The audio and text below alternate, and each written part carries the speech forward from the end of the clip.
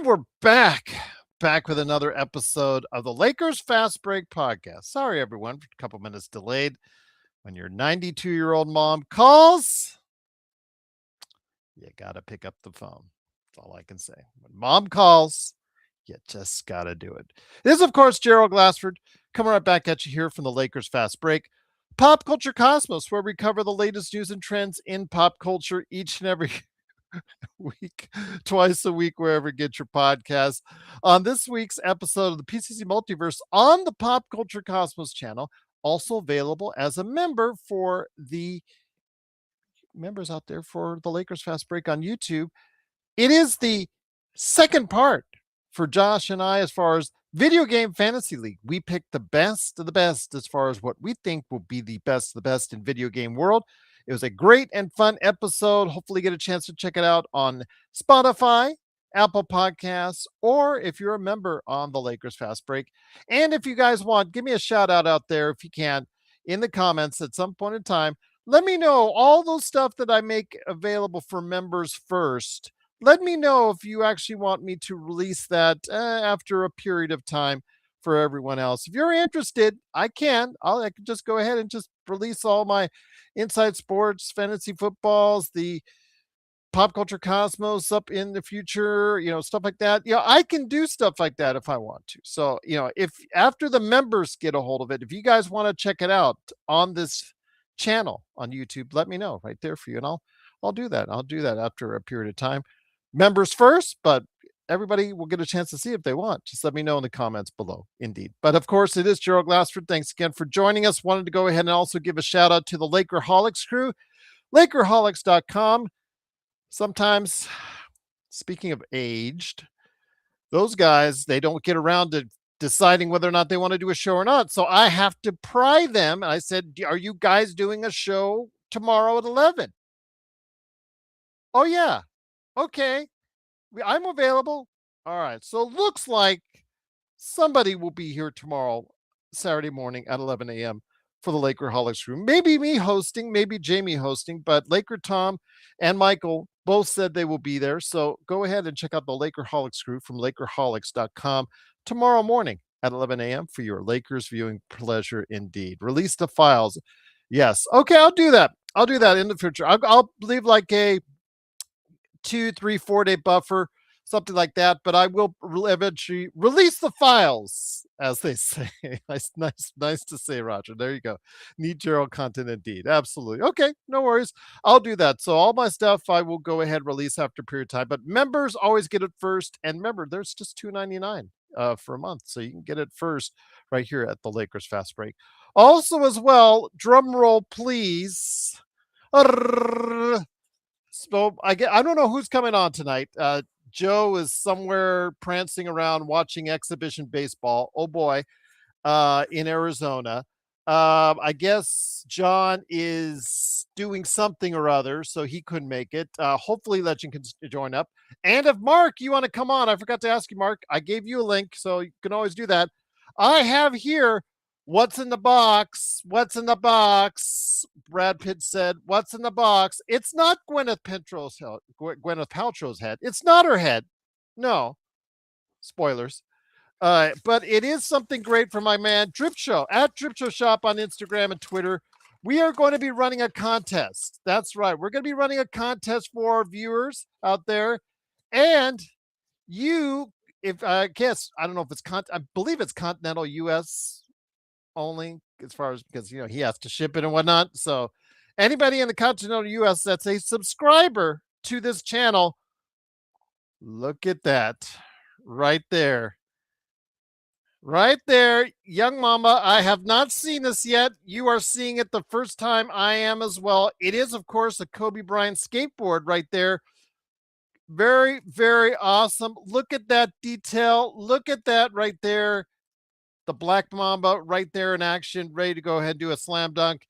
This is and could be yours if you're in the continental United States from at Drip Show Shop on Instagram and Twitter. We'll be running, or we'll be starting up a contest here in the coming days where you can win one of these to display or use. But it looks like in these days in the world of pop culture that people are actually using this for display in a lot of cases, especially in California, Southern California type feel. But if you're into skateboards and you got right here for a Kobe Young Mamba slam dunk skateboard, you might win one courtesy of Drip Show at Drip Show Shop on Instagram and Twitter. So for followers of him and subscribers for me, we're going to be running a contest. So hopefully somebody in the continental US will be able to win that baby right there. Indeed. Absolutely. So the Lakers, kind of worried, to be honest with you, going into tonight against the Indiana Pacers, because Indiana, yes, I know they're bad. I know they're tanking, but you never know with the Lakers this season, because the Lakers also came back from Denver late, didn't get a full 24 hours rest. You don't know what's going to happen when you get a back to back with also LeBron James, who, yes, I forgot to congratulate at becoming the all time NBA field goals leader, passing Kareem Abdul Jabbar. He is out of the lineup because of his issue with his elbow that he banged. You saw on the floor if you saw the game on Thursday. DeAndre Ayton, I guess, has a legit knee injury, knee soreness. He is listed as day-to-day going forward. And Maxi Kleber with his back day-to-day going forward. So all three guys out. What would happen? Well, you gave the keys to Luka, and he took it. And he took it all the way, starting off strong. Another huge first quarter for Luka Doncic for him. Absolutely just cannot. There you go. Drip Show Shop. At Drip Show Shop on Instagram and Twitter. Huge start for Luka Doncic today. Got the guys off on a great note. Absolutely fantastic. Getting the Lakers to a 35-27 lead. Once again, Luka taking it all on himself tonight in that first quarter. And in fact, you could say offensively, he was the Lakers offense for a great portion of the time, because the Lakers did not really have anyone really gelling on the offensive side of the ball. Now, I know that Nick T will come out here and say, oh, he was selfish, this and that, this and that. The Lakers needed his offense on the second game of a back-to-back. Let's just be clear. If you don't want to say that, that's fine. But the Lakers, struggling outside of Luka Doncic today, needed his 22 points in the first quarter and 44 points overall in the game through three quarters. They just gave him the fourth quarter off, essentially. Has Drip Show been on this show before? We'd love to meet him. He does occasionally, Carino, stop by our Discord. You can ask the mods about our Discord if you're interested in joining our Discord. So he goes there. But Drip Show, he knows he just has to ask to come on. I send him a link and he's on. If he ever wants to come on, he's more than welcome to. But that's all up to him. But yes, subscribers and followers to Drip Show Shop at Drip Show Shop on Instagram and Twitter, and subscribers right here for you. So we're going to be going, if you're both, we're going to be running a contest just for you guys out there. All right, indeed. But it is, of course, the Lakers fast break, and the Lakers, again, really with a great performance from Luka Doncic, 44 points in the first three quarters. And the Lakers, after that, essentially carried it home. They had a lead by as much in the 20s, and they put the scrubs in there, the young guys in there, the young guys, everybody, including myself, asked us to go ahead and see more of. Well, unfortunately, we got a taste of them, and it wasn't really a good taste. Noah Thiero, though. Thiero was the only one that didn't play. He's the one I think everybody wants to see the most. Maybe it's injury related. I don't know. But, if you got wanted your taste of Chris Mannion, Bronny James, Kobe Buffkin, Dalton Connect, and Drew Timme, you got it tonight. And it wasn't a great taste. But again, that didn't really matter because the Lakers already had the game out of hand. Austin Reeves chipped in with 19. Not a great shooting day for him. 6 of 7 from the line, 19 points overall. But Luka with the 44 points, 9 rebounds, 5 assists, and on a game where the Lakers just didn't have it many other places, although Luke Kennard coming off the bench with 15 points, 3 of 5 from behind the arc. Once again, the guy's money from behind the arc. We were talking about it, that he is second all time in 3-point percentage, and he actually did better than that today because he's 44% all time, and he was 3 of 5 today, 6 of 9 overall, 15 points, 7 rebounds, 3 assists for him. Absolutely a solid effort. Rui Hashimura back in the starting lineup. They're okay. 13 points, 2 of 3 shooting from him from behind the arc, 3 rebounds. Jaxson Hayes getting the start because of DeAndre Ayton being out, 9 points and 4 rebounds for him. Marcus Smart with 11. But again, Luka Doncic with that big 44-point game, and the Lakers essentially cruised, because they were up by in the 20s. They sat down the guys with 4 minutes, 5 minutes left in the game. And, even though the young guys reeled the game back, still never was in doubt. Lakers win 128-117. Let me hear your thoughts out there. Nick T. Oh, here we go. Here we go. Yes. Bunch of boss bombs on Social Security. Yeah. Again, I don't know what you're asking for, Nick, because you just don't get it. Okay. On a day where the Lakers look like really not that good, they look like they were on the second day of a 2-day back-to-back deal. They needed every point they could get from Luka Doncic today. So I don't know what you want him to do. It just seems like he can do no right in your eyes. So again, Nick, you're starting to lose credibility with us in your statements. So you gotta come clear. If you don't like Luka, I get it. You don't like Luka, and you can be fair and unbiased in that as far as that opinion is concerned. I get it. I understand that. He does things that you don't like, and he does things that a lot of us don't like. I get that. I understand it. But I know that the narrative that is being written by national media is that a large portion of the Lakers audience, the Lakers fans, do not like or beginning to not like Luka Doncic. I don't think that's the case. Nick T is still a very vocal minority. I know that Jovan Buha was on the Ryan Russillo show stating that, and he gets the feedback. He does shows like us. He knows it, that right now Luka is still endeared by most of the crowd and chat that's in this chat tonight. I know that with Joe sometimes swings too far a little bit, because in his eyes, sometimes Luka can do no wrong. I don't think it should go that far. I do think that Luka has flaws in his game. Obviously, yelling at the refs is one of them. It's cost him. He's 1 T away from getting a suspension. I understand that there are cases where and we've said this, and I said this on Discord, where he takes the ball and shoots too much and does too much on offense on himself, putting too much on himself. But today, that's exactly what they needed, and that's exactly what they got with a great performance from Luka. So even when he has a great performance, Nick, you cannot at all give him any credit whatsoever. That's what's disappointing. You saw tonight that the Lakers needed every one of his 44 points tonight, yet you are not willing to go ahead and give him credit for it. And that's the disappointing part, is because your blinding hatred, because I don't like to call people haters on this, but it just seems like it's a blinding hatred towards Luka, and it won't allow him to be successful in any way, shape, or form. It's disappointing. I can understand you not liking it. That's fine. I get it. I understand it. But at this point, you have to give him credit. It was a tanking team. Sure, absolutely. This is a game where they should have won, under any circumstances. But the fact that this team did not perform well outside of one individual, you have to start giving that individual at least a little bit of credit. So, yes.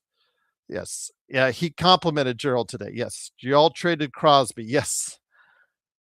What are you going to do, JSJ? What are you going to do? I mean, so again, Nick T, it's all good, my friend. Nothing but love, man. And I understand. If you don't like Luka, you don't like Luka. And I get it. I understand. He's got issues with his defense. He's got issues. We've talked about this 100 times on this show, that I wish there were certain things he would shore up in his game. But today, the Lakers needed every single point that they got from him today.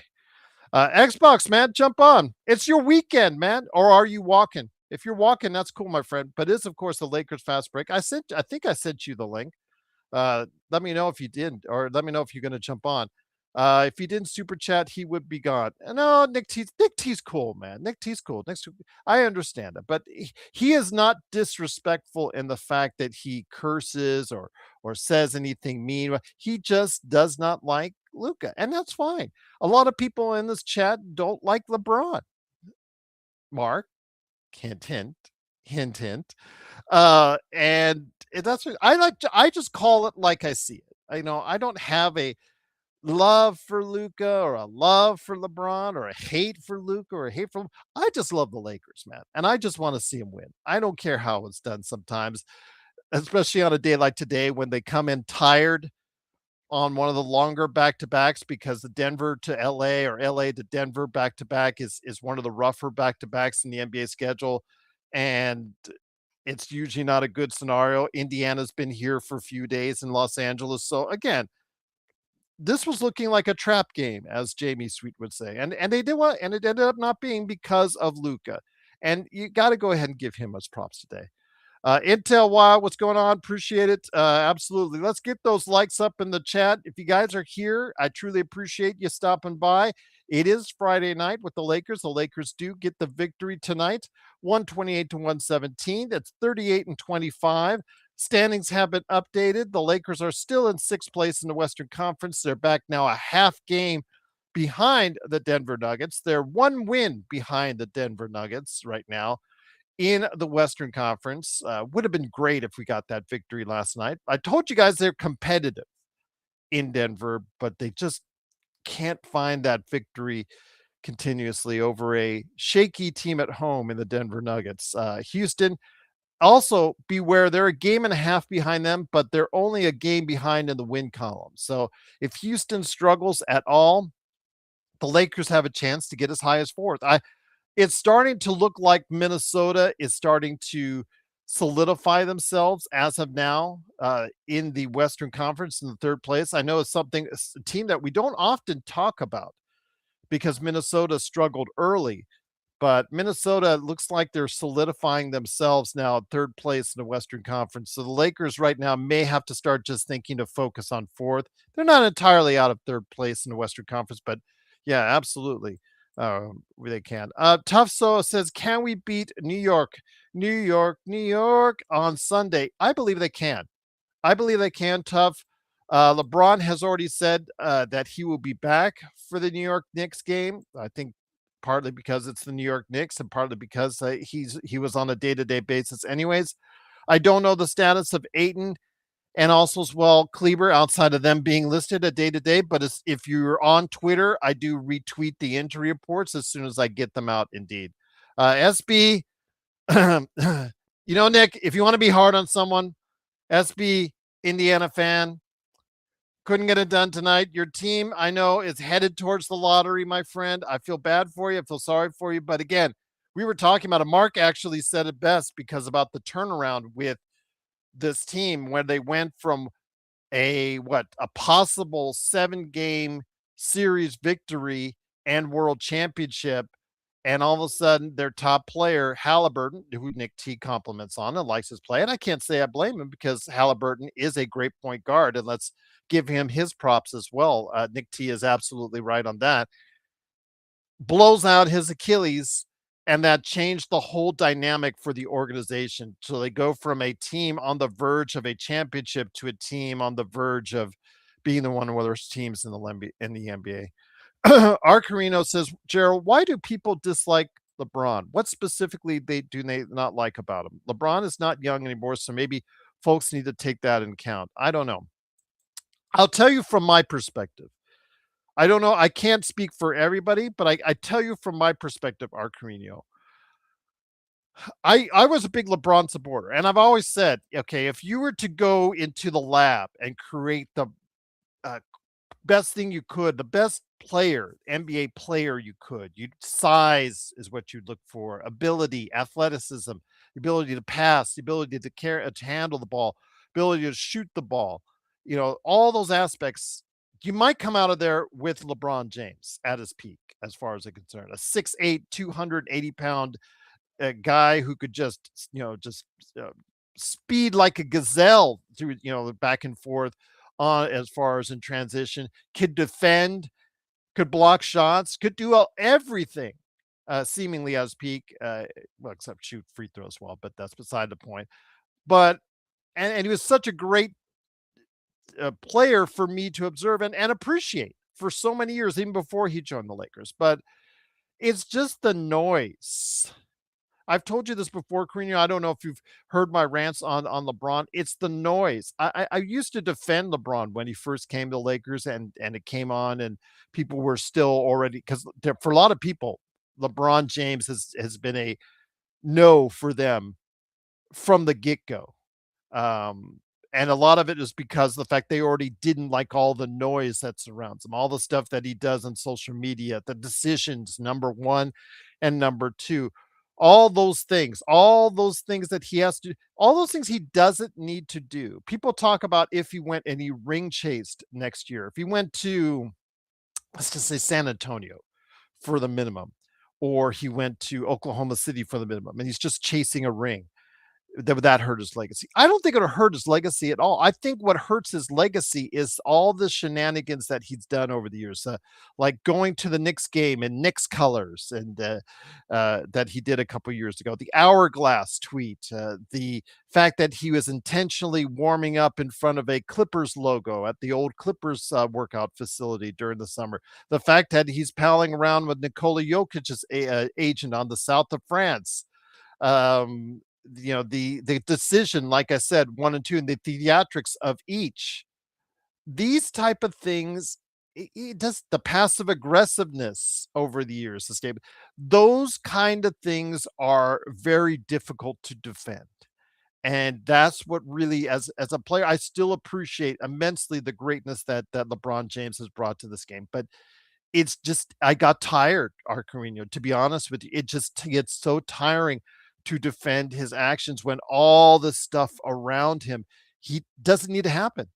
Doesn't even happen. It just, it doesn't need to happen. And that's the part it's just so tiring to have out there. So again, that's as someone, sounds like it, I think you said you're newer to the game as far as is concerned, and newer to the Laker fandom and whatnot.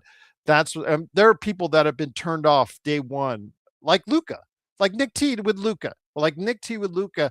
They've been turned off day one since LeBron's arrival here, and they have every right to go ahead and feel that way. And Nick T has every right to feel that way about Luca because of what he thinks he brings to this team.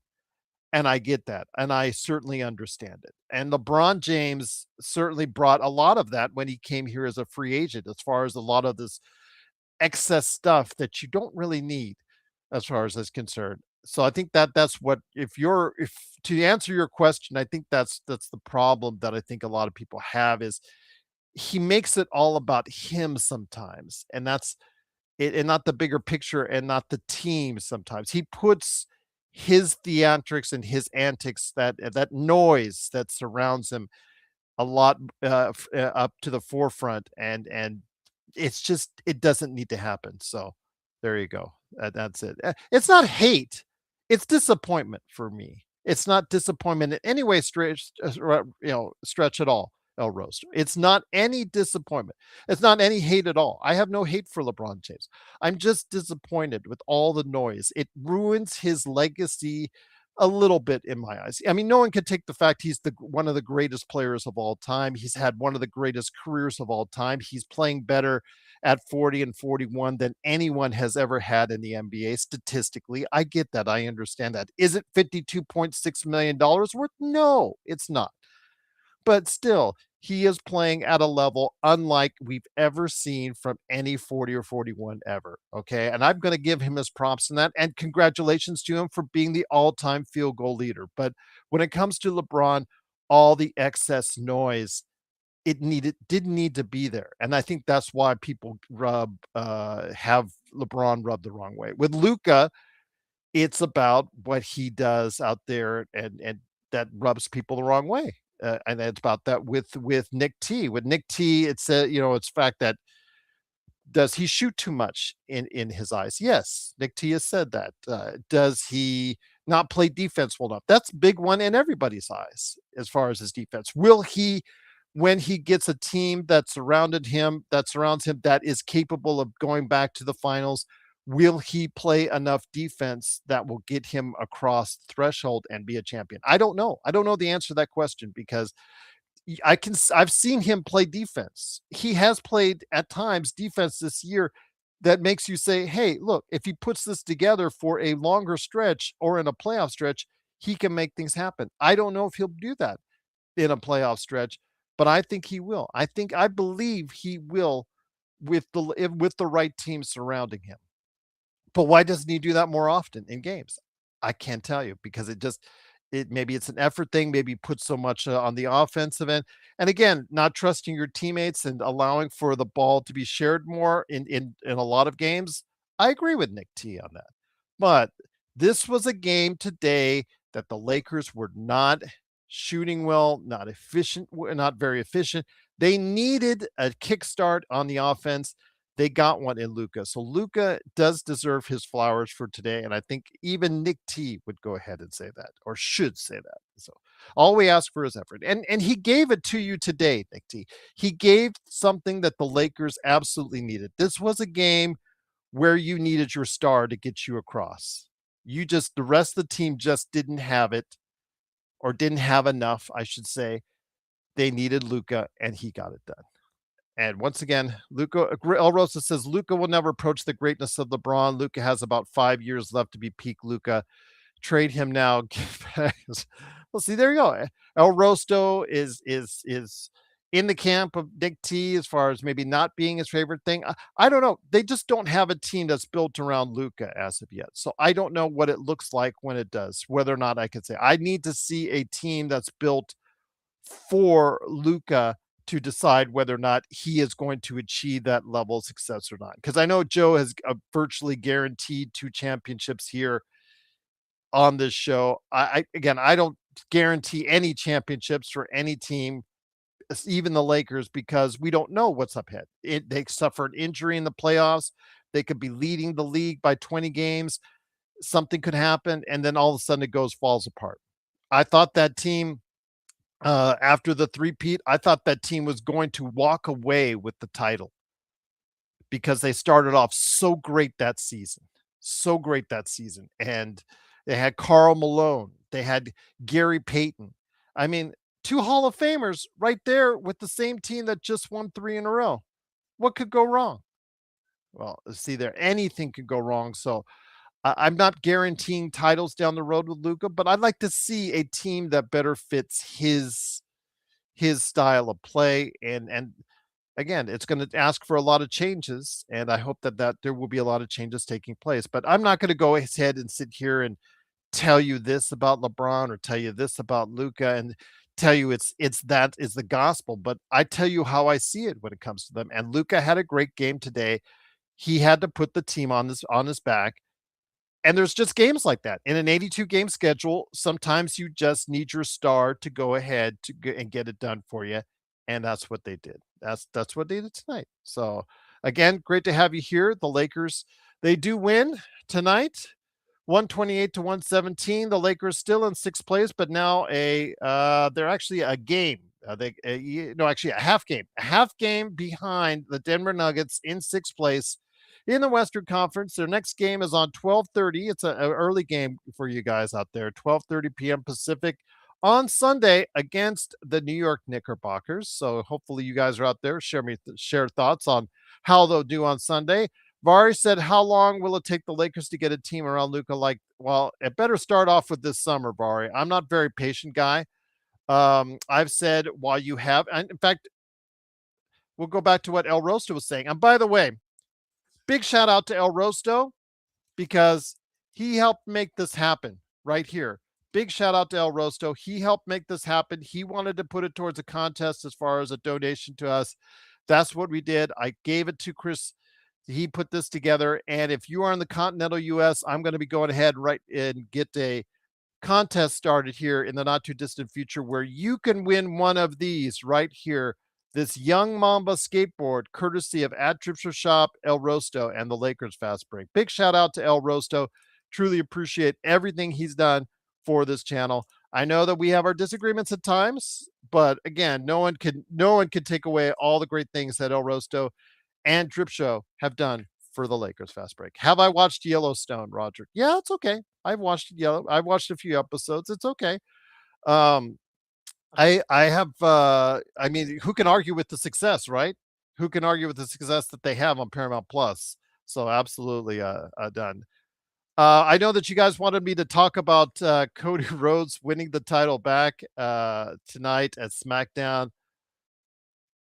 Thought Drew McIntyre was hot. Yeah, was hotter as a champion right now. Because it's all based off of what's hot, what's cold right now. What do you give the who do you give the push to? Who do you not give the push to? And it just seems like WWE is directionless right now heading into WrestleMania. And I'm still thinking about going. Still not 100% sure if I'm going to go. I don't know if I want to spend $800 on tickets right now for it, but yeah, it's just it's not the product right now. It looks like the business goes in waves, in ups and downs waves as far as professional wrestling as a whole, hot and cold. And of course, we were riding a hot streak where both AEW and WWE, as far as match wise or creative wise, were riding a high in 2023 and 2024 and 2025, in my opinion. And looks like it's getting a little cooler right now for the WWE, and I'll just say that. So I'm hoping to get a comp, JSJ, but I don't know about that one.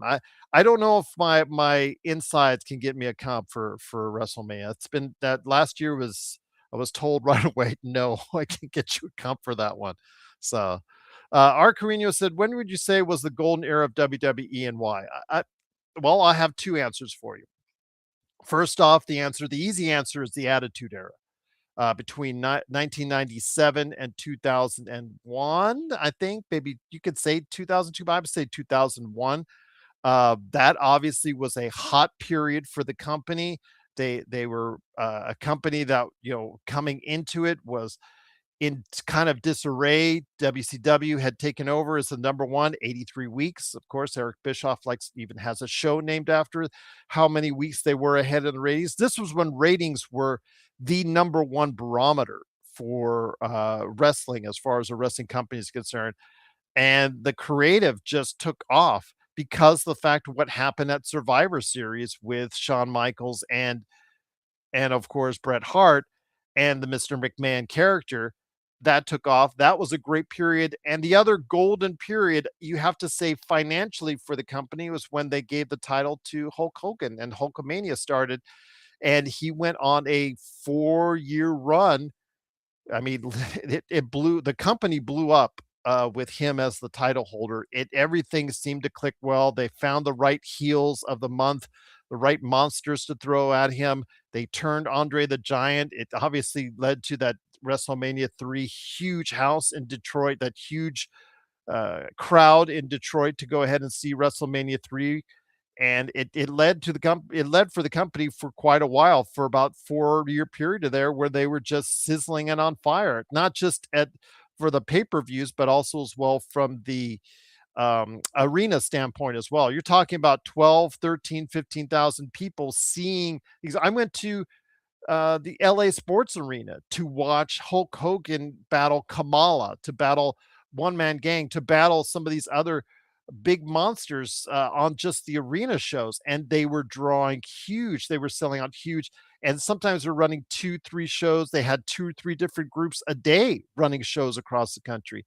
That is also peak time for or golden age for at least the WWE in that sense. For professional wrestling, I don't know, because as their success started to explode, the territories themselves started to fade into oblivion. So it went like this, from one extreme to the other. So those are my two peak times. You could also go ahead and mention the time with the WWE in this decade when they were in 2022, 23, 24 with the Cody Rhodes storylines and whatnot, and the company riding that type of wave of business to never before seen heights revenue wise for that company. I mean, the company will never earn more revenue, has never earned more revenue, even close to that, than they have now. I mean, they actually earned more revenue than the UFC last year. I believe that's what the financials came out last week and said. So yeah, that just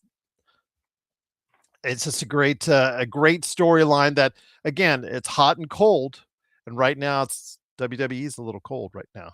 Xbox is bunch of men in tights. Yeah, Xbox, you gonna jump on, my friend? You want to talk Luca a little bit? Let me know. I think I sent you the link. Please let me know right there if you want to go ahead and jump on. Rosa says, I don't even know what we were talking about wrestling. Isn't that fake? Okay, again, I'll get back to the Lakers, Rosa. And once again, JSJ was asking before we started on the show.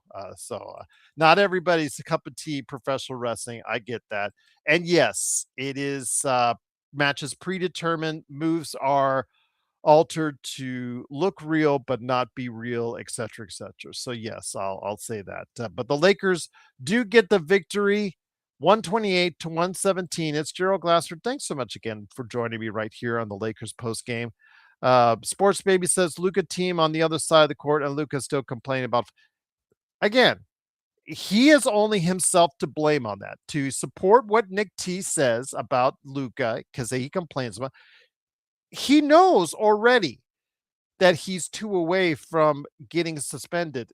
JJ mentioned it that morning in a press conference. He is aware of it, and they said they were trying to curb. And he makes one smart remark. He knows they should just go ahead and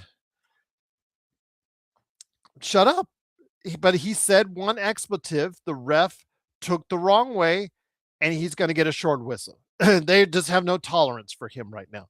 And he's got to understand that. And if he doesn't, then he's going to get more texts. He's going to be suspended, and that's going to hurt our team. I should bring on Pablo Torre. Yes, Roger. I did see the video earlier today, Roger. Very interesting. They might have, I don't know if it's the smoking gun, but it is if you go ahead and check out the latest, Pablo Torre finds out they were at the same conference that earlier in the day Adam Silver was at, sitting in the same chair that Adam Silver was sitting in. And they've put what they think might be the final straw for the Kawhi case it was the initial documents that started the investigation into aspiration, to paraphrase. Please check out the video because they explain it better than I can.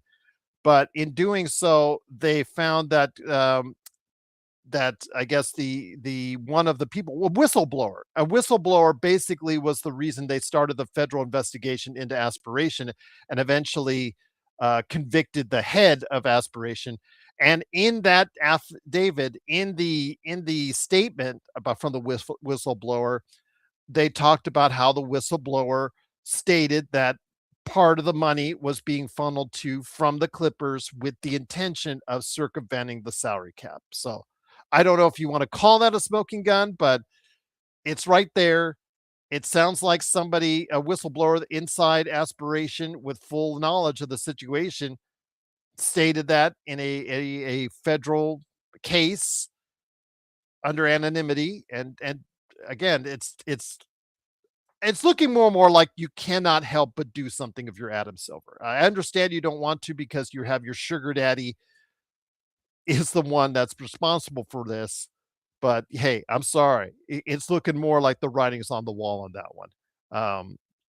What was it? JY said Triple H is ruining wrestling. Well, again, 3 years ago, we were saying Triple H is bringing back wrestling because Vince McMahon had ruined wrestling. He had written really bad stuff for at the very earliest part of this decade and then late into the last decade. He really had wrestling on a down note, and Triple H creatively pushed a lot of right buttons, but now those buttons not quite working out. Not quite working out right now.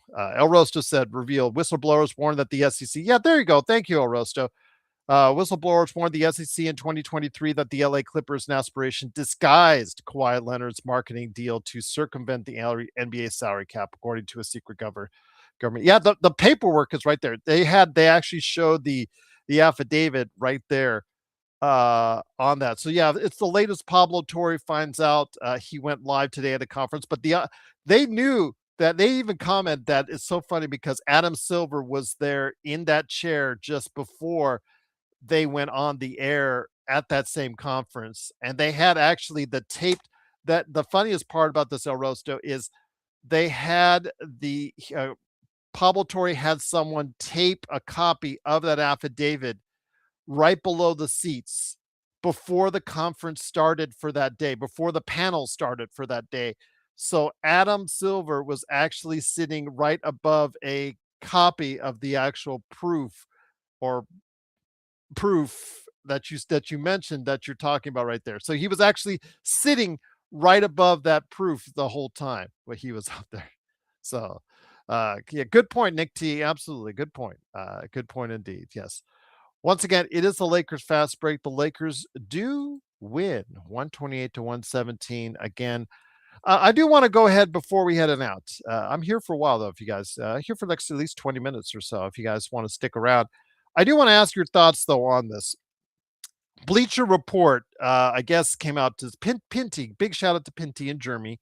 Germany. He is a big super fan of Germany. He was asking or telling me about Bleacher Report putting out an article with a projected win before I think it was before the Indiana game, but after the Denver game, stating that the Lakers would only win 8 more games all season, which would lead to about a 47 win base. They talked about how they would be for about 47 wins. So that's 9 wins. I don't know why he said 8 wins, but 49 wins would be, so about 47 wins is what they would finish at. So let me get you guys straight up. It's right now 63 games into the season right now. 38 and 25 right there. 63 games into the 82 season. So 19 games left.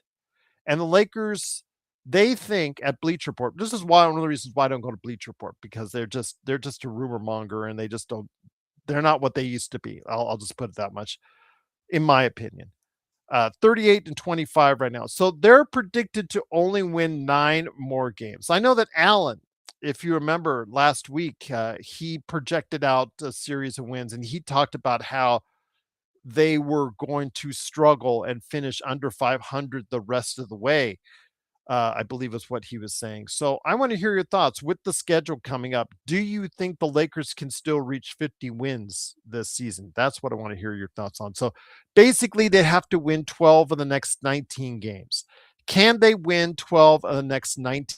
Go 12-7. I want to hear your thoughts on that. And let me know in the comments below. JSJ says we need to get rid of Rob and JJ. JJ says that we need to get rid of Rob and JJ. Yet for El Rosto says 48 wins. 48 wins there. So again, is that a success? I don't know. I don't know. We'll have to wait and see if 48 wins is the deal. I would like to see them at least match their record of last year.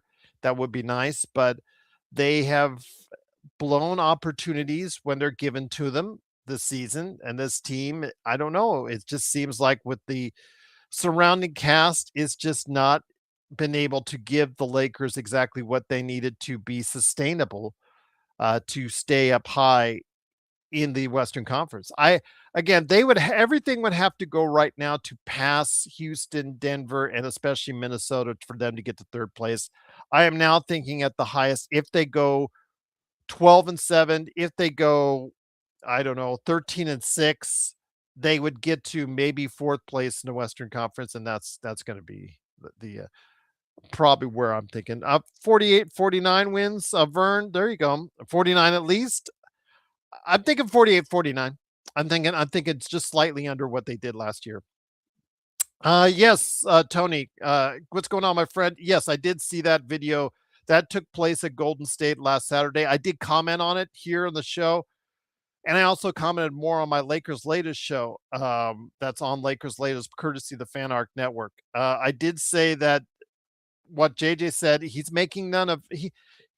said that he's not making a big deal of it. He didn't make a big deal all the time and to let it go. I'm just filing it away. I put the filing cabinet up here, putting in the filing cabinet, because I'm not 100% convinced of it. But again, if that's the case, fine. All right. whatever. We're gonna let it go. But I'm not 100% convinced, Tony, that there was nothing that came out of it.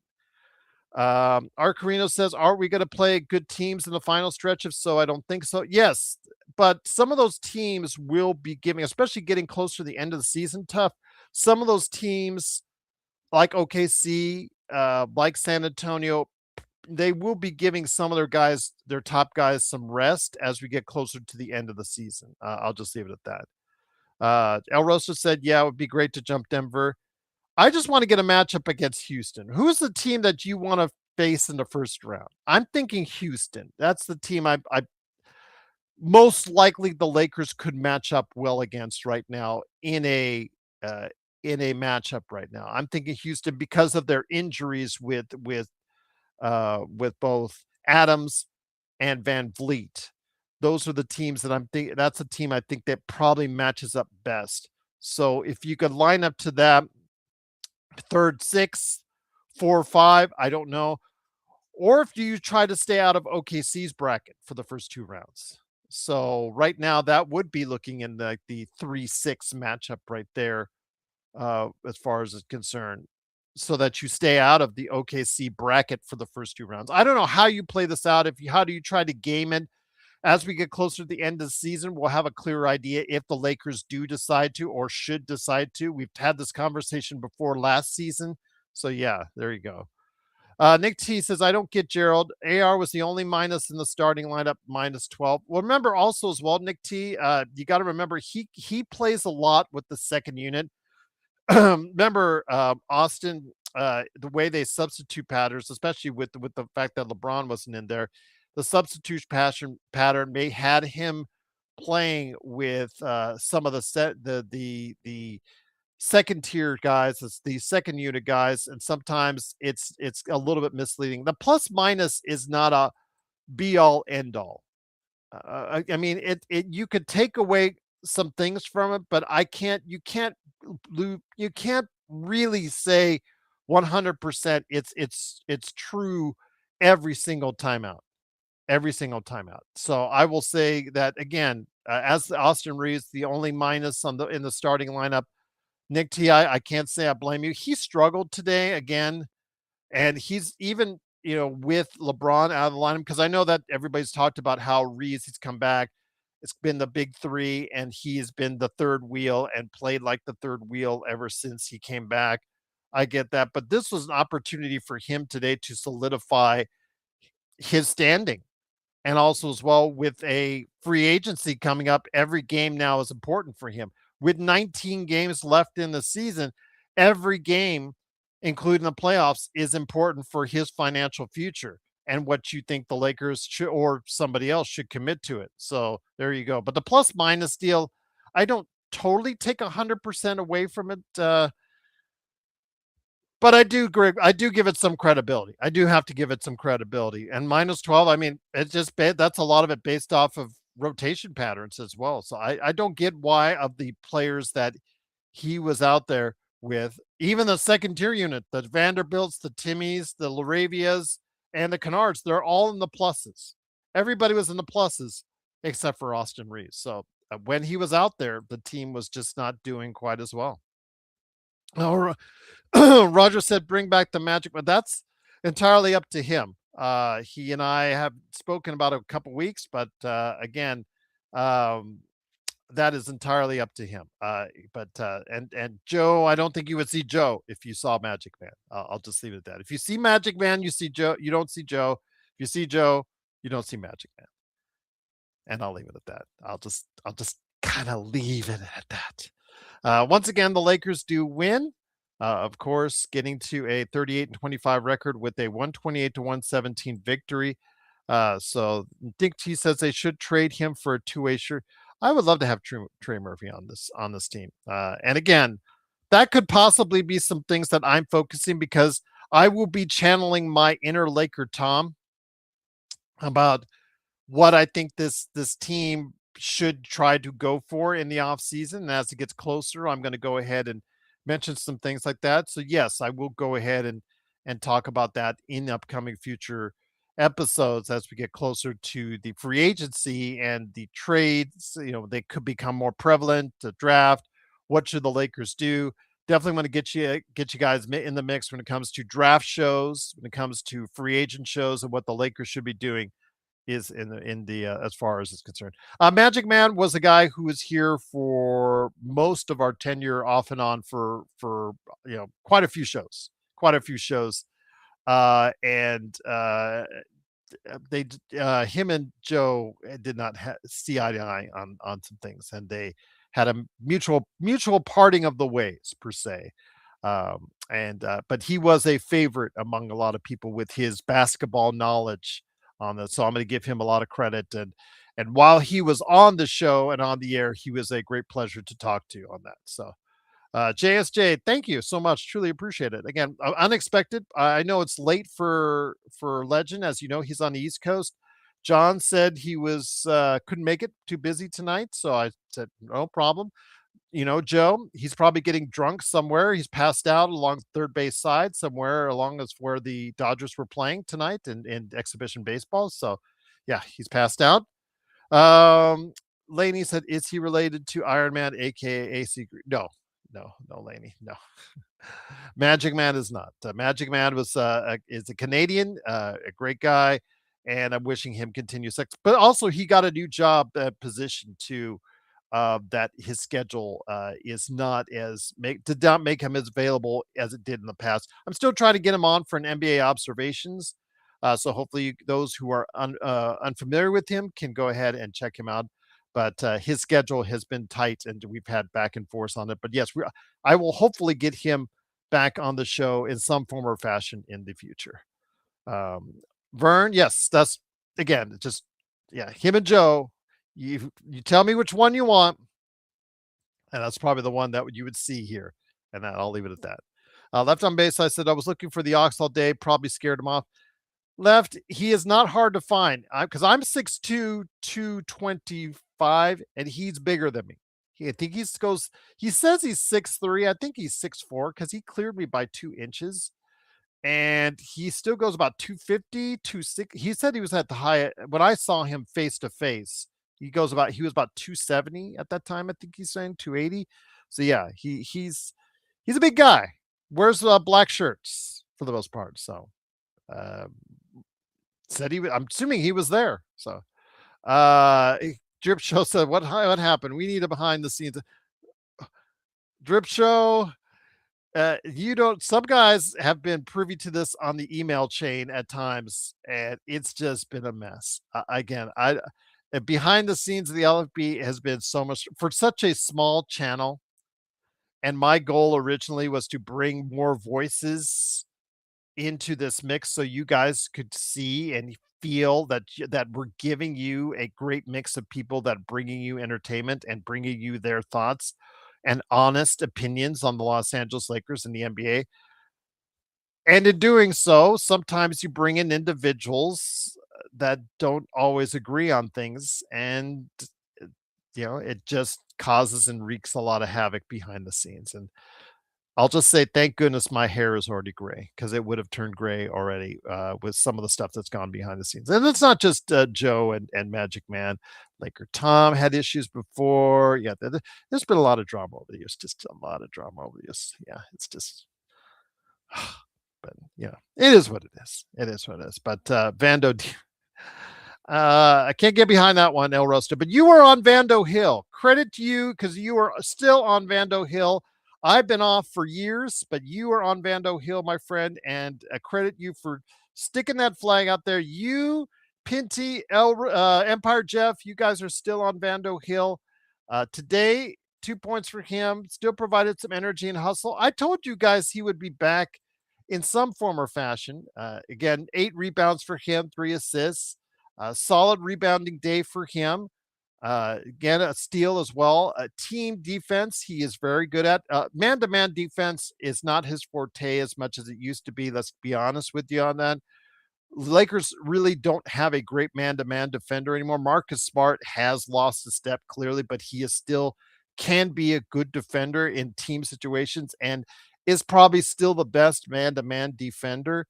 But yeah, Vando, you got to give credit for his hustle today, getting the 8 rebounds and also a plus 12 for him. If you are a believer in the plus 12, he was a positive influence on the game as well. But again, you got to go ahead and give credit to Luka taking the team on his back, 44 points today, 9 rebounds, all of them defensive.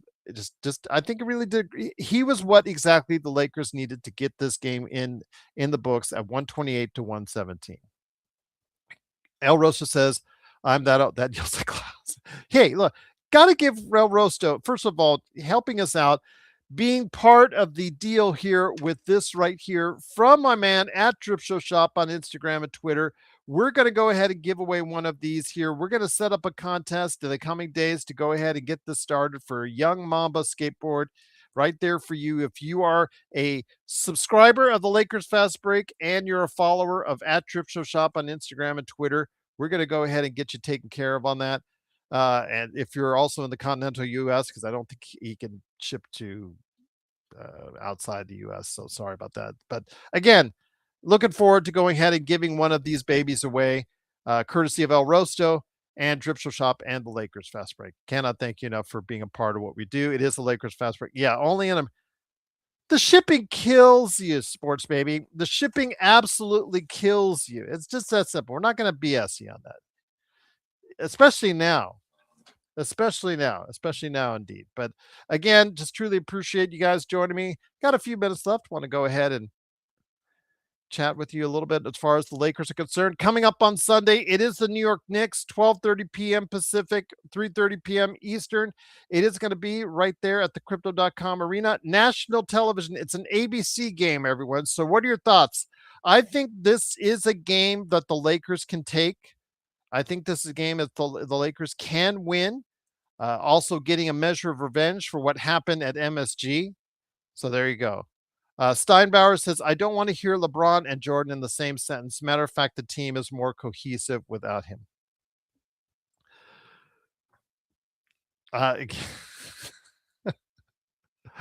You should look up the arguments for LeBron versus Jordan. Sorry, it's in the same sentence. Arguments that I have on this channel with John Costa versus Joe Soro on that, on who they think is the greatest of all time. Those are hilarious, especially the one I got of them. I've got to think about a 20-minute segment that I made in its own video that, yeah, you guys got to check out. It's hilarious because they're just so adamant. They're just so animated towards each other on that as far as who they thought is the GOAT. And it was just hilarious. JY says, this isn't the type of game that gets everyone going instead of Lucas scoring 44 against the T-Wolves, Knicks, H-Town. You saw early on they just were not clicking offensively, and if Luka again does not have, you can see, and Nick T, to his credit, he sees that Luka does not have a whole lot of faith in his teammates to get things done, and they have a very shaky relationship with Luka, and that if they're not clicking right away, he does not have faith in him, and he puts more on himself. And you see, he tries to, especially in the first quarter.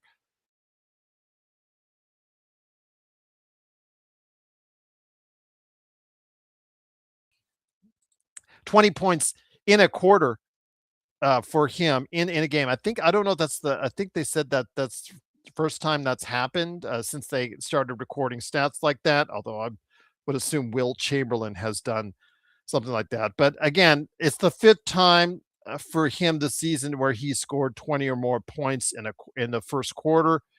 So he likes to get off to good starts. But again, I think it's just about him also not having enough confidence in his teammates if they're struggling. And today they just continue to struggle throughout the game.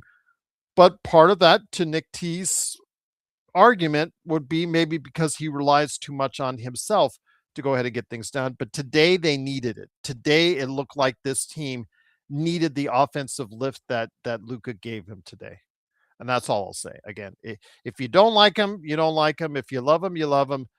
But he is going to be here for a while, guys. And that's something I think you're going to have to get used to. Even if you're a Luka, I don't want to say hater, but Luka just not in love with him type deal as far as being on the Lakers, you're going to have to come to the grips to the fact that he's going to be here for a while. I know El Rosto was saying trade him already, but as of now, the foreseeable future is for the team to build around Luka. And I think it needs to start, to answer a question from earlier. I think it needs to start as soon as this summer. You cannot waste Luka in his prime years, any more years. I think Rob kind of wasted this year with his gap year, with his moves, you know, under the radar, cost saving moves, whatnot. He didn't go all out. I think when he had options to do so early in the summer, and he didn't. So I'm just going to say right now that when it comes to what Rob needs to do, if Rob is still the GM, which I'm hoping he's not, but if he's still the GM, then he needs to start building a championship team around Luka that's going to contend in the top 3 in the Western Conference or in the top 5 overall starting next season. Otherwise, you are going to lose the fan base. You're going to lose the Luka. You know, you're going to lose. You're going to lose a lot of things if that's the case, and he'll be gone by that time if this team doesn't produce. But you've got a clean cap space that you can make. You got a clean slate when it comes to cap space. You can make happen this summer, and if that's the case, you should start building that championship team and doing it as soon as the summer. Do I think he's the right guy to do it? No, absolutely not. I do not have any faith in Rob's team building at all, in his roster construction. I'm hoping that all these people that are now around him, as far as these executives, can help him build this team into a true success story. But I just, him still as the guy making the moves at the end of the day, I really have my concerns. Really have my concerns. And if you guys think otherwise, or if you agree with me, let me know in the comments too before we head on out. Tony said, we had Kobe, who was tough, played hard on both ends of the floor. He said, example, it's like Luka's just watching no defense and so much complaining. He I get that. I understand that, Tony. I'm not sitting here and going to defend Luka when it comes to that, because that he has been. But you can see when he turns it on and gives effort on the defensive end, he can play good defense. He can play fair defense, I should say. He can play fair defense. He cannot. He cannot be a traffic cone on the defensive end if he so chooses to. I remember the Boston game. He was playing really effective defense for most of the game, and he was giving effort on for most of the game on that side of the ball. But you're right. Does he do it in most games? No, he does not do it. And I'm not going to sit here and tell you differently. Should he do it more often? Yes. But when it comes right down to it, and let's say Rob does actually build a team that has a roster that that Joe, that John, that Legend, that everybody up that's a part of this, Mark, everybody out there that says, you know what, this is a championship team. Let's say Rob does that. Then it's up to him when it matters the most to play that level of defense, to play a acceptable level of defense and effort on that end of the ball. And if he doesn't, then you guys can rip on him all day long. And I would have no problem with it because, yeah. El Rosa said, yeah, you should have traded Reese at the deadline. I think we've been clear, El Rosto. He is in our eyes, Joe and mine, sixth man. We've said this for years, as a sixth man on a championship team. But now you put him in a situation where he's now the top guy in the free agent market. He is the one that certain teams might be throwing out 35, 38, $40 million. They might do an overpay and offer him $40 million a year, $42 million a year, $45 million a year. Do I think he's worth it? No. Quite frankly, no. I don't think he's worth it in my eyes, because again, there's, like Luka, there's problems there. If you put Luka and Austin out there continuously as your starting backcourt, you're going to have issues on one side of the ball throughout the regular season and into the playoffs. And that is a problem. That's a problem you'll have to address. And I don't know how you're going to be able to address it when you'll have over $90 million possibly right there is your backcourt that you've already addressed it with. And that could be a problem. Yeah, that could be a possibility. If your team let's just throw out a team like there. Let's throw out a team that I'm hoping will be interested in him. Miami. I'm going to be honest with you guys. I'm hoping Miami will have interest because if that's the case, they might have to. Pat Riley might throw 35, $40 million. You might have to go out and throw out an overpay that makes the Lakers blink. And then if that's the case, you would have to hope that the Lakers would be willing to participate in a sign and trade scenario to bring assets back to the Los Angeles Lakers. That's what I'm hoping would happen. But yes, a Reeves Luca backcourt. Yes, I understand that the bros forever, and that they understand that they're bromates, and they have the universal brotherly love with each other, and they have so much fun with each other and all that. But I'm sorry, this is basketball. You got to put out your best team that you can, and it's just hard for the Lakers to continually during the regular season put out a Luca Austin backcourt defensively. It's just so hard to make up for that with the other three guys, unless the three guys are the three best defenders in the league. So, and that's the hard deal I have. Austin Reeves is a nice player, great success story, building himself up from an undrafted player. Remember, he was undrafted. But because of the fact that he wasn't undrafted, there are certain attributes that he didn't have that he still doesn't have today, and they're mostly on the defensive side. And he has built himself into being the top player on the free agent market this summer, and credit to him. And if I'm his agent, I'm asking for every single dollar.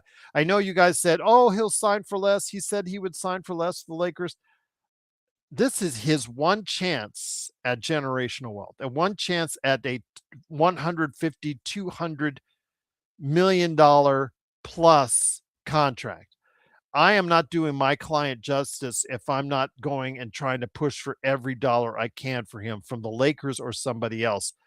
And I'm hoping it's somebody else, because the fact is, I think you need to put that money and the assets to someone a little bit more well-rounded, or at least more defensive-minded, to pair with Luka. And I'll leave it at that. Tony says defense has a lot to do with the effort. If Luka gave more effort on the defensive end, I would be okay with that. But he doesn't, Tony, and I'm not going to sit here he doesn't. When he does, it sticks out.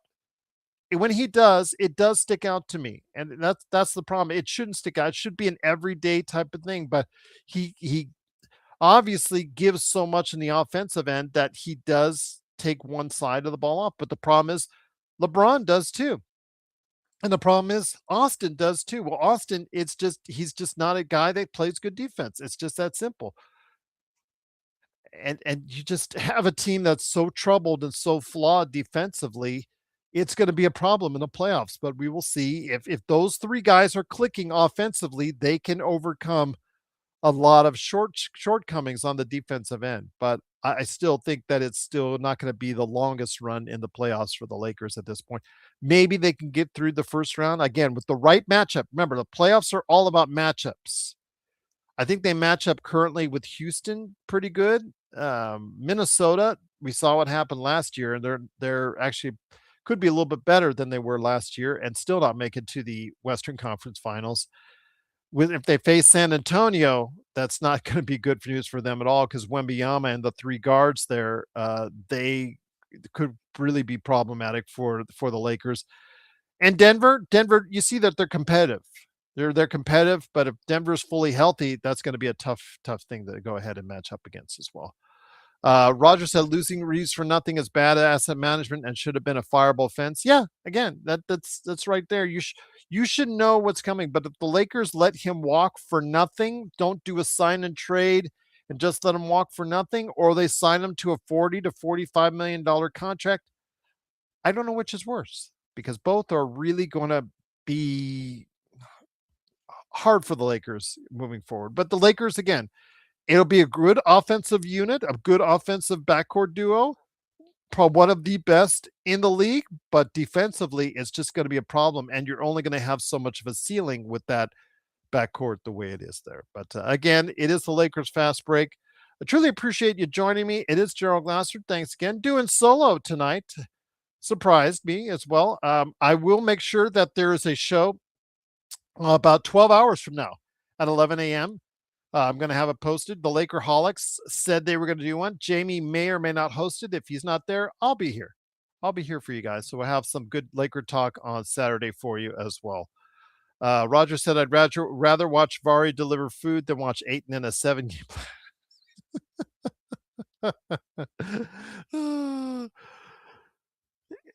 Again, guys, I can't complain too much about DeAndre Ayton because I wasn't a Portland fan or a Phoenix fan because they paid a lot more for this same exact experience, for the same exact production, and for the same exact appearance from DeAndre Ayton. Now, mind you, he was better in that finals run, leading into that finals run for Phoenix. That was his, time. At okay, he's starting to look good, starting to put it all together as a number one draft pick. They gave him the money, and it started to go downhill from there. And you see what you get with the DeAndre Ayton experience.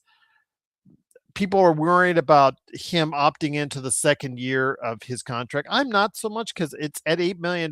It is tradable with under the right circumstances. So I'm not as fearful of that. But again, I don't see him coming back to the Lakers next season under any circumstances. So I think that's that is what it is. Sports maybe said Thiero doesn't even play. Yeah, I don't know because he seemed healthy. He played in the G League all last week with Bronny James. In fact, all the guys that you see, the Drew Timmies, the Kobe Buffkins, Nick Smith Juniors, they all played last week in the G League, and I don't know why they didn't play Thiero today. It's just strange because you traded up twice to get this guy because you thought he could bring you something athletically and defensively that the Lakers didn't have or that the Lakers needed more of.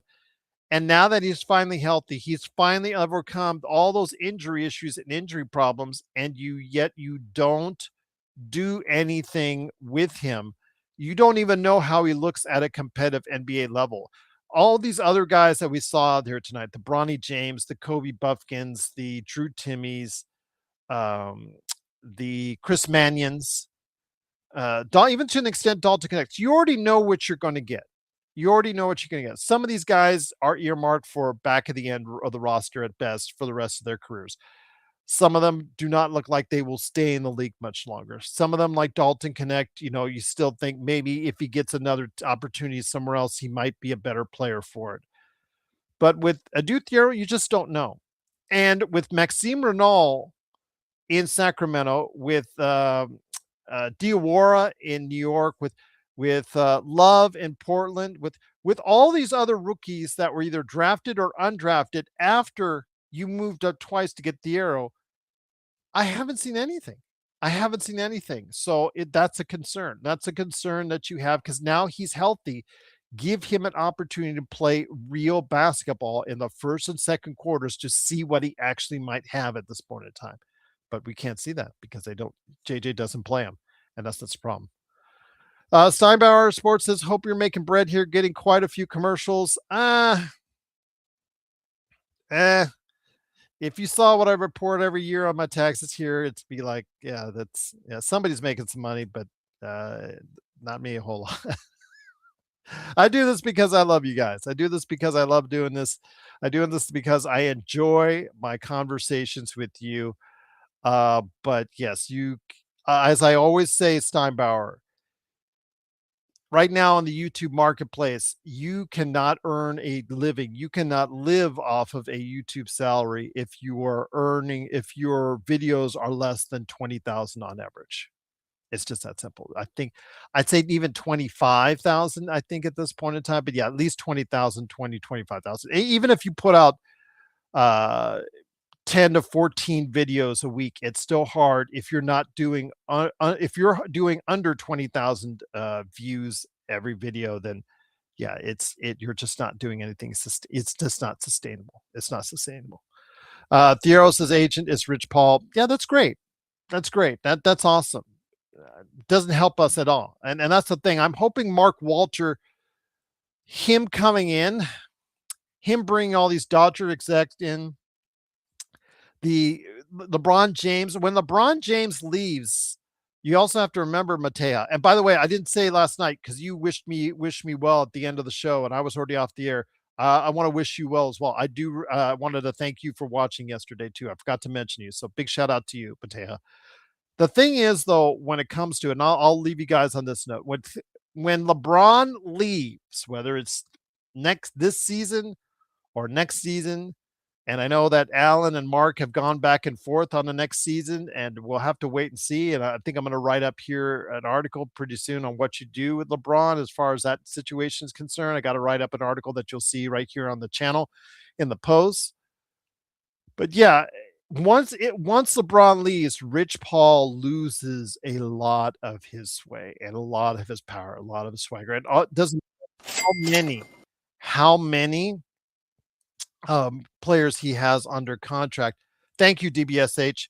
Daniel Berry Sports Highlights. Yo, give him some support as well. He's getting close to 20,000 subscribers on his channel. Big shout out to him, Daniel Berry Sports Highlights, right there for you. Appreciate the super chat immensely, immensely, and greatly appreciated. But I will say this again: Rich Paul loses a lot of sway with the Lakers the day LeBron James leaves the organization, and I'll just leave it at that. It doesn't matter how many players are still, or clients he still has on this team going forward. Once LeBron leaves, that's Rich Paul. That becomes less and less and less. Yeah, DBSH. Yeah, truly appreciate it. Check out his streams. Check out his highlights right there at Daniel Berry Sports Highlights. Indeed. But yes, you know firsthand, DBSH. You know where the breaking point on making money in YouTube, a living out of it and not living out of it, what it is. And you put out tons of videos each and every week, highlights videos. Some of them gain traction, some of them don't. And you know that it's just so hard to go ahead in this medium to try and separate yourself out to even earn a living on it.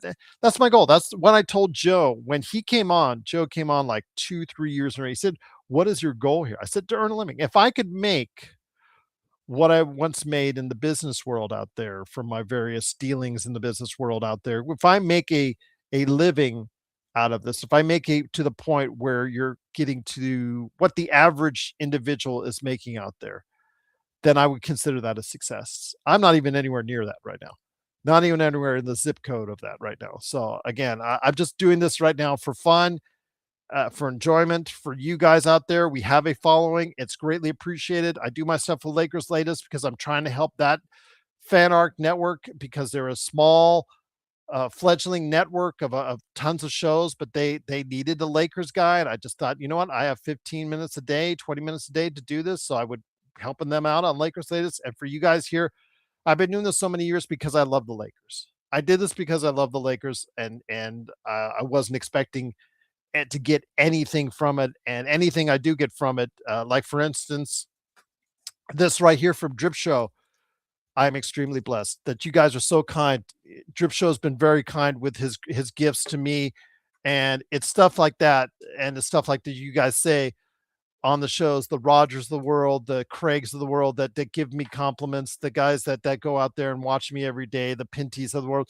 You guys are the reason why I still do this each and every time out. So cannot thank you enough. Appreciate Arcarino. But yes, if you want to know the breaking point, that from what I'm able to ascertain, a breaking point I think is 20,000 views per video. I think that's what I would say as far as if you wanted to make a living. If you started a YouTube channel now, first you got to get to 1,000 subscribers. You got to get to 4,000 watch hours. If you put out short content, that's the hard deal, is the 4,000 watch hours. I put out longer content, as you know, but for someone like John Costa, who puts out his 3-minute reports and just, a lot of his watch hours are based off of our post game because it's also on his channel. So it's a tough deal to do the 4,000 watch hours. For us, it wasn't as much because I do long form programming, but yeah, it's out there and it's tough. But once you make that threshold where you start making or can do start earning revenue, it's just so hard to do it on a basis. It's the haves and the have-nots, and there are a lot more have-nots than there are haves out there. It's just that simple. But again, I just truly appreciate any support I get. If you know someone out there that loves the banter that we have or would like the banter that we do have on this show, please have them stop on by. We're not for everybody. Joe drives half our audience away at times. I get that. I understand that. But again, if you are entertained by what we do, I cannot thank you enough for your continued support. But JSJ says we need to fire Rob before he caters to a LeBron farewell tour. Again, this is the thing that you have to ask yourself. LeBron on the minimum, is that more of a headache or is that more of financially it's a windfall for the Lakers if they can sign him next year at the minimum. But again, as I talked about to our Carino's question from earlier, and thanks again, DBSH, truly appreciate it. Our Carino's was talking about what's the deal with LeBron. Just for me, it's just the noise. And is there too much noise at whatever price? Right now, he is again the best 40 or 41-year-old player we've ever seen in the NBA, but he's making $52.6 million. So you're not getting $52.6 million in production from it. So it's a kind of a dichotomy there. But if he's if you want to pay him the minimum or if he wants a much lowered salary and they get talked into going ahead and offering to him, I don't know. I don't know what that does. It's going to create, I think, more problems than it's worth, but we'll have to wait and see. JSJ says you influenced Joe and Coolbro to make content. Bravo, Joe. Yeah, I I'm just trying to. I'm just trying to go ahead and do what I can. I've been doing this. I've been podcasting since 2009, and the dream's still there. The dream is still there to be one of those big guys, and I hope one day that will happen before I go. Well, my mom. I told you, I started the show with my mom, my 92-year-old mother, talking to me about the Lakers, and I'm hoping I can reach that age here, and hopefully by that time I can go ahead and say that yeah, I made as a success on YouTube. But that's all up to you guys. That's all up to you guys. But again, the Lakers do win 128 to 117. The Lakerholics will be here in about 12 hours from now.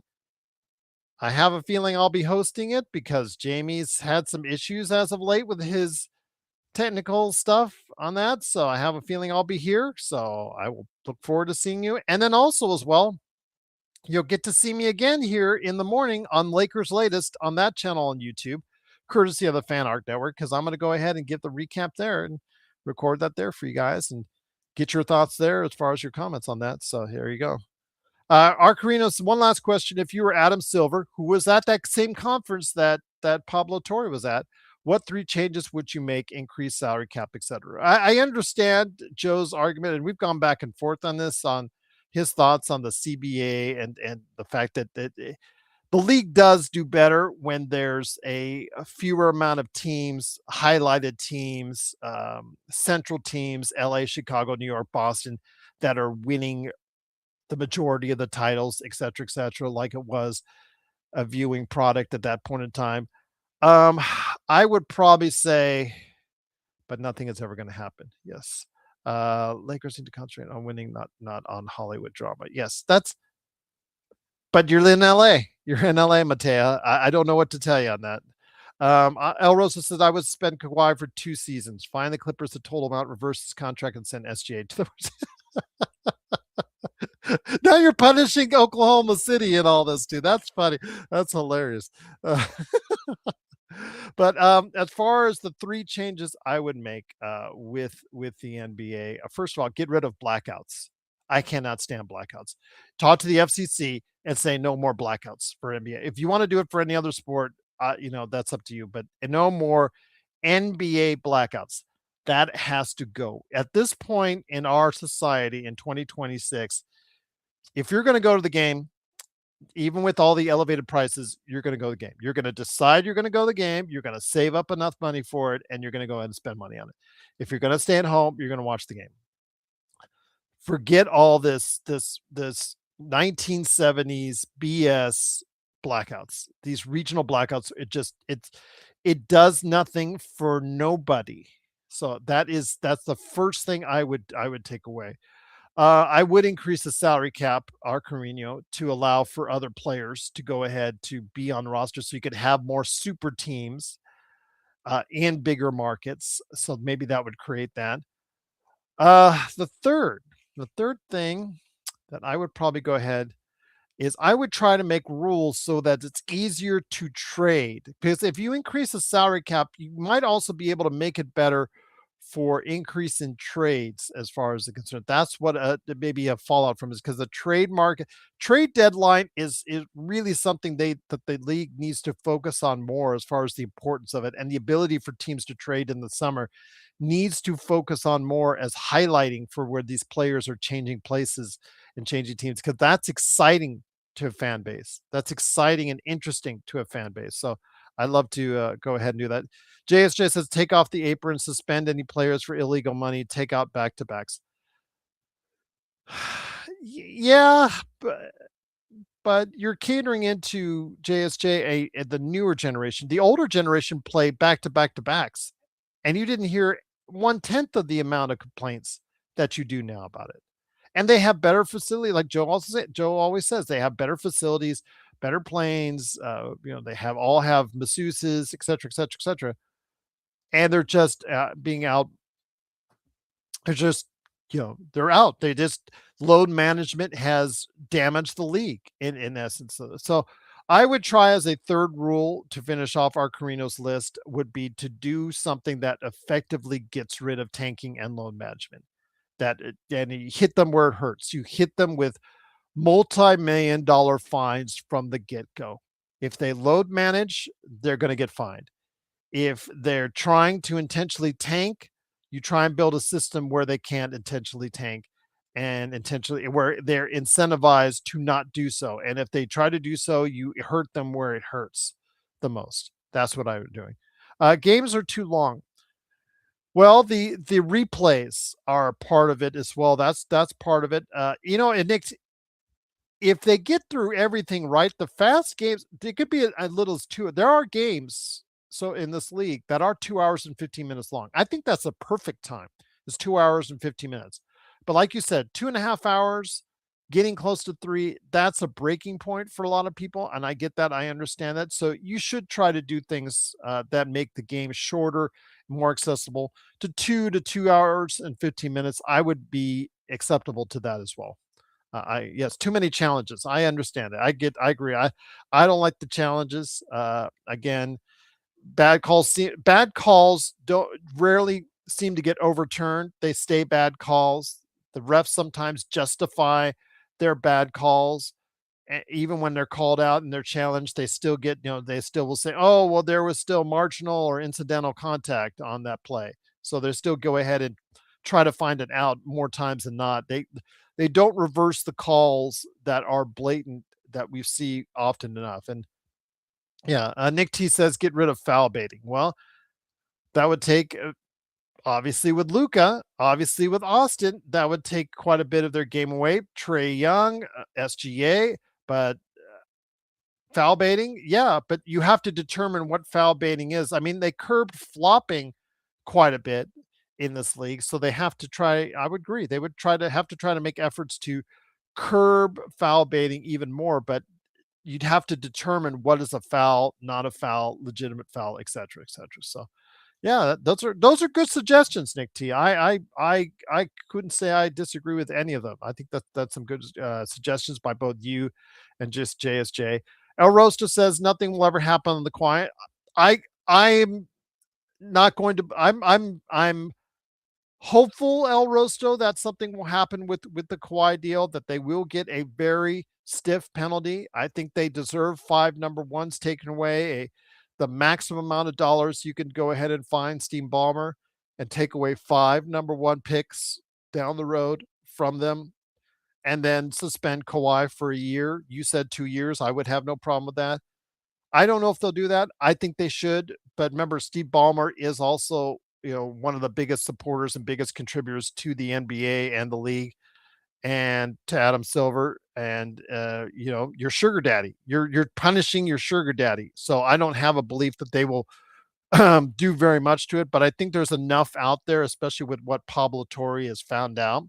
Pablo Torre finds out that you cannot deny it anymore, especially what he put out there today. And it's just that simple. I don't know how you're going to be able to get around it because it just invites all these other teams to do it more egregiously. I think in some stretch, some of these teams are already doing it in sports, whether it's in NBA, NFL, NHL, Major League Baseball. Some of these teams are already doing some nasty stuff. I'm pretty convinced of it. But if nothing happens with Kawhi Leonard and he gets off scot free and the Clippers get off scot free, then I think that you're just inviting all these other teams to do some nasty stuff as well. Arcarino says, Gerald, would you ever interview your mom and ask her questions about her life? Oh, dear Lord. I don't know. I wouldn't put it on the air. I would not. My mom, first off, would not be wanting to go on camera. She's not those ones that she doesn't even like to take pictures and photos. To be honest with you, for the last 40, 50 years of her life, she just does not like taking very many photos. So to get her into a room on YouTube to go ahead on the air to question her about she has got some interesting stories because her background is from El Paso in Texas. Her family immigrated from Mexico, and she has a life about especially when she was younger, how she had a rough start. She had a rough few years. Her first 20 years of her life was rough, and she had to go do a lot of stuff on her own. She had to go on her own. She had to make her own way in this world. She did meet with my dad, met my dad in California, and they hit it off. And my, my sister and I were the results of that. So yes, she has some interesting story to tell, especially out of early years. And now that she's 92, that's what she's reflecting on. And so often my conversations with her, she reflects on back on her life in those days. And that's what the truly enjoyable part of my conversation with her. And would she want to go on camera? She would call me something in Spanish, something detrimental. Starting first with estúpido and then going on from there. And she would probably curse me in Spanish before declining that request. Oh, you meant it to be private. Okay. Oh, no worries. I hear from her all the time. Because she tells stories right now, especially at this age. She reflects a lot back on her life at this age, and she has a lot of stories from her past that she does bring up quite a bit because a lot of her relatives are no longer alive, and she does try to harken back on those days quite a bit. So those are interesting stories to tell, and she passes it along to my children as well, as far as those stories as well. So that's what is very enjoyable.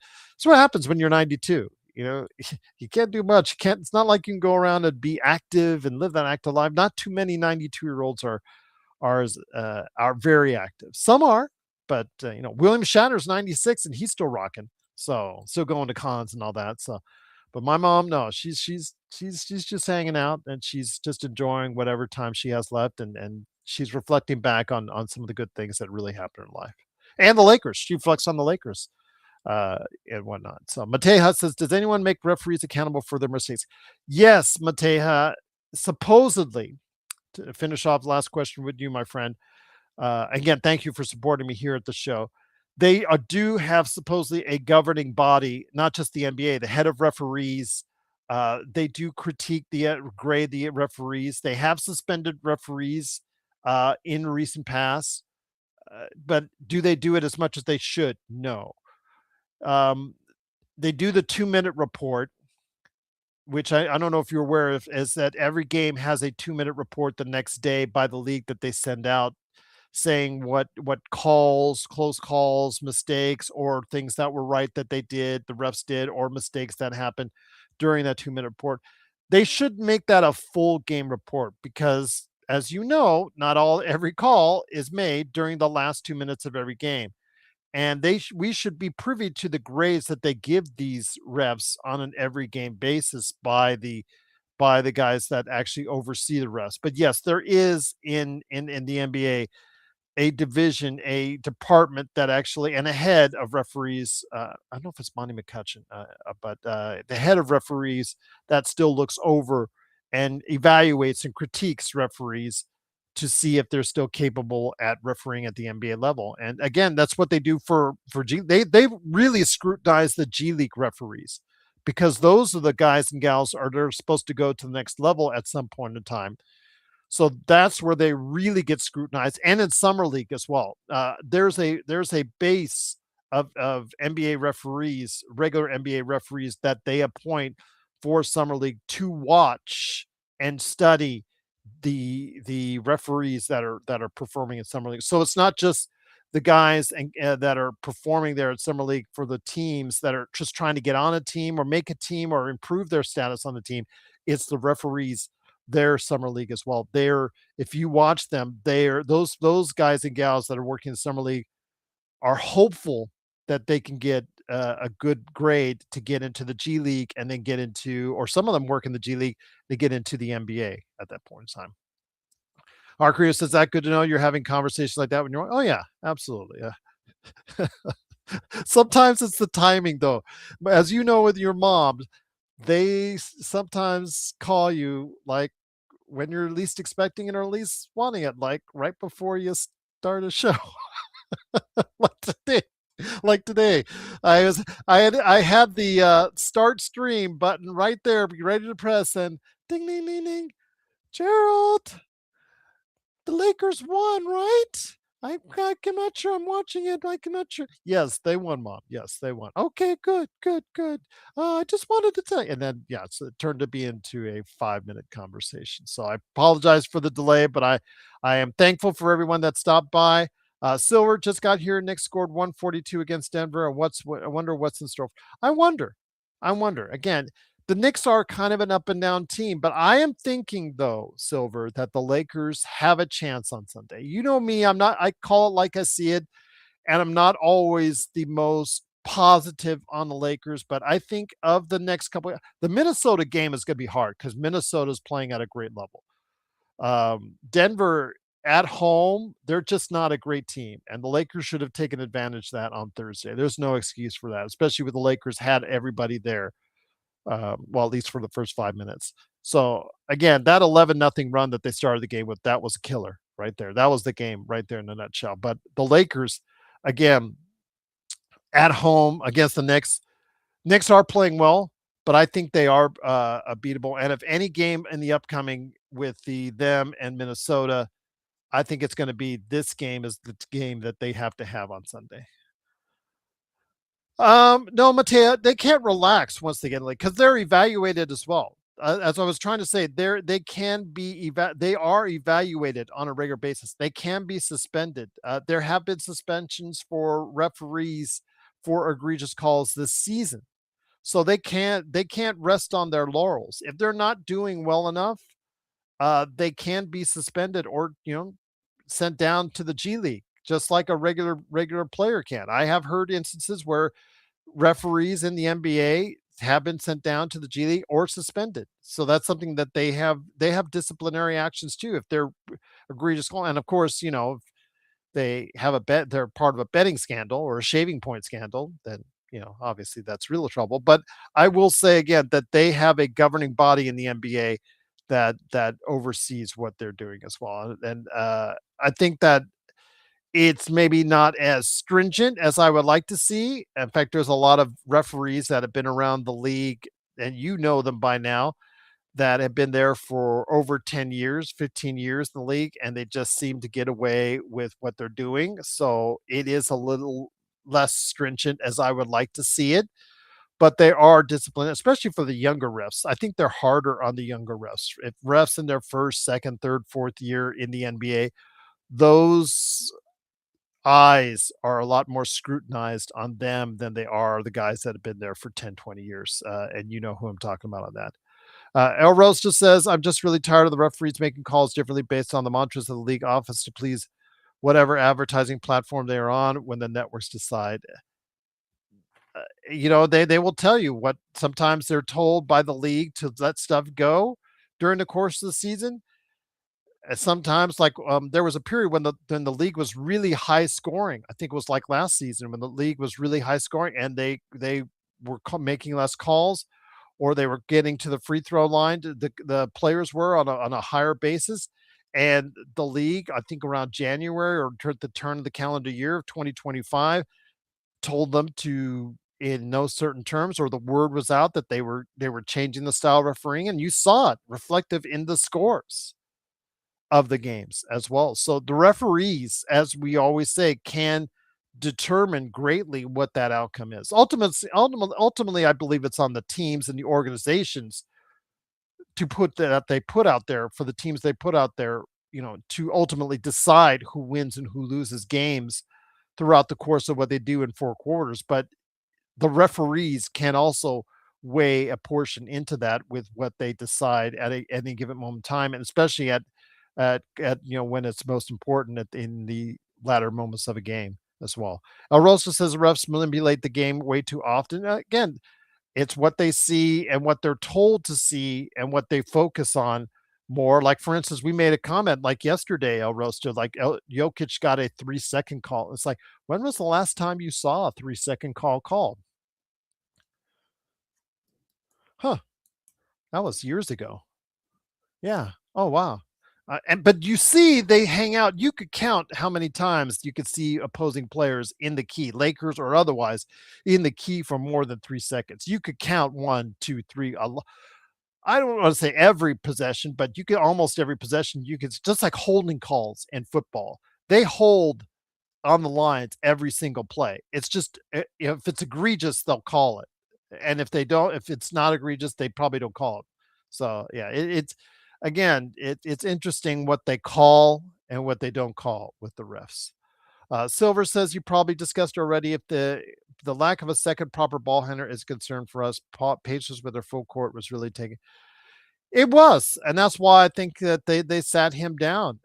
But because you see, he gets off to these great starts. This is his fifth game that he's gotten over 20 points in the first quarter, and he just loses steam over the course of the four quarters. But Rick Carlisle does put full court pressure on you, and it does sap away at some of the things. But he's got to trust his teammates more. To Nick T's credit, he doesn't trust his teammates enough, and it's in these occasions he's got to trust his teammates more. And also up to JJ as a coach to say, okay, if they're applying full court pressure, I've got to make adjustments as well to handle the full court pressure. While they don't have a strict ball handler per se, I mean, Austin Reeves should be good enough, although I've seen him making mistakes from time to time, should be good enough, but they have other players that they can get in the mix that you can throw out to that should alleviate some of those problems. But you're right, another ball handler would be something that I think that they should look forward to getting in the summertime as well. But yeah, just great questions, man. You guys, great comments. Just truly appreciate it.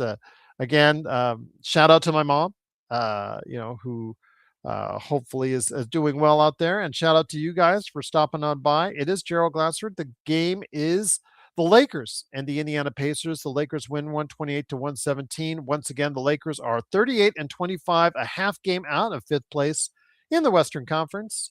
Looking forward to seeing what happens there. Again, the Nuggets losing tonight to the New York Knicks. That's what we're saying. 142 spot by New York. It's interesting. Denver and the Lakers played back to back. Denver was home. The Lakers had to go from the road back to home on that flight, and the Lakers ended up looking the better of two. Interesting how that works itself out, indeed. But we will see. Bring back D'Lo. Oh, grab Lonzo too, and Simmons. Oh, I think you're trolling me, O Roaster. But you know what? You can troll me, man, anytime because you helped make this happen right here. It is, of course, at Trip Show Shop on Instagram and Twitter. We are going to be running a contest here. We're going to be starting up a contest here in the next few days that you can win if you're in the continental United States. One of these bad boys right here, an actual young Mamba at Trip Show Shop, Kobe Bryant skateboard right there for you to display or slap some wheels on this bad boy and see what happens. Indeed. Any chance we get a new coach in the offseason? Yes, there is a chance. I am not giving up as a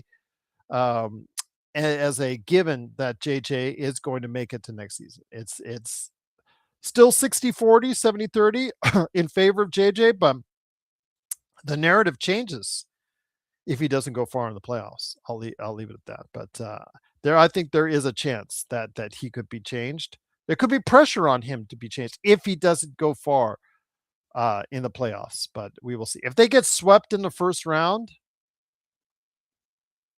that changes a lot of things. We'll see. No, it's not really that hot of a take, El Rosto. I think it's you're starting to see some signs.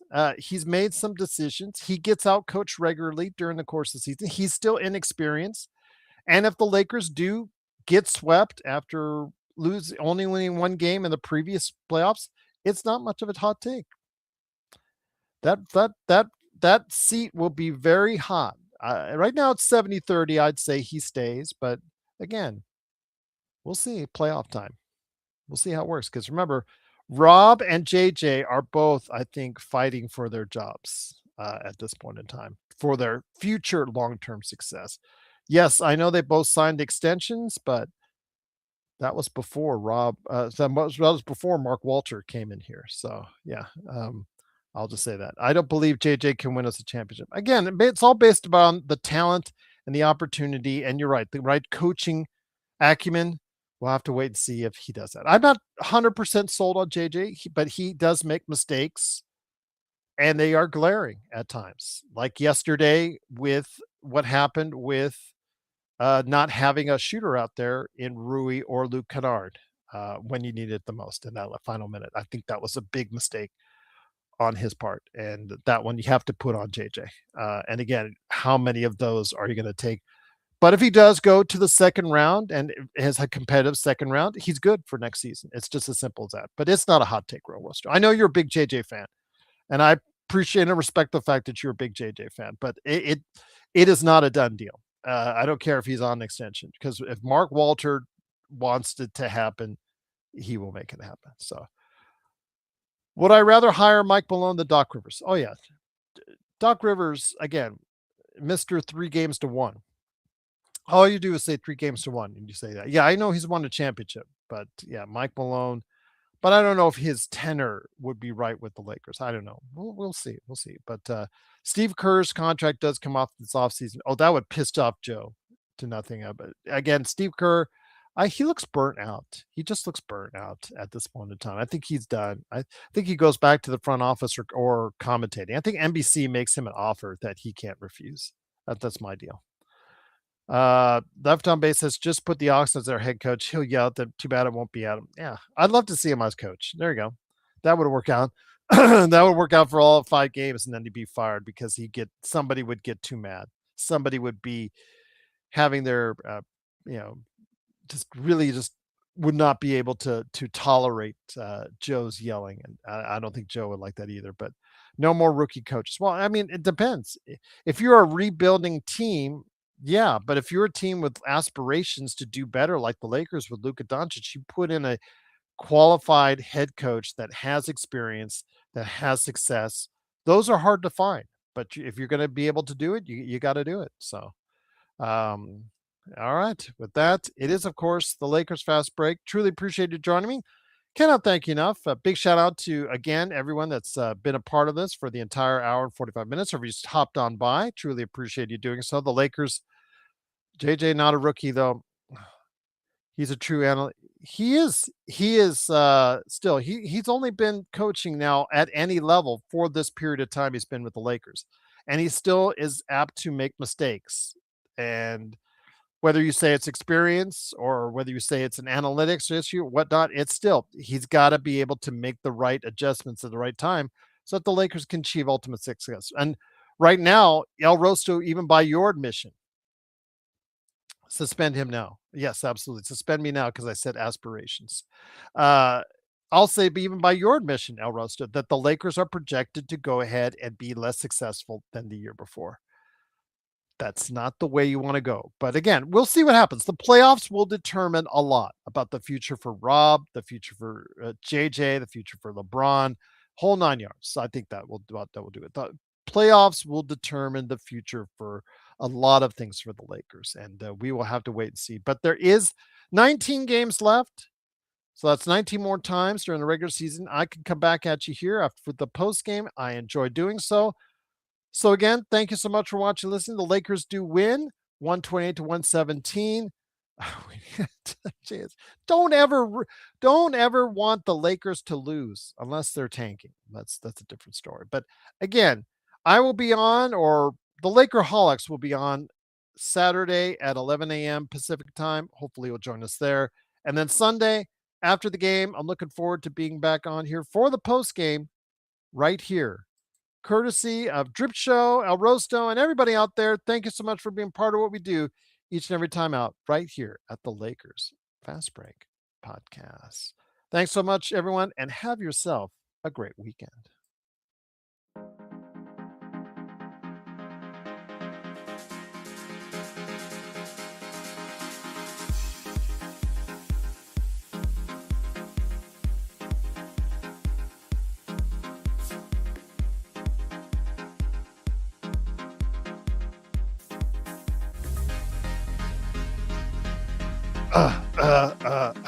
There you go, Rosto.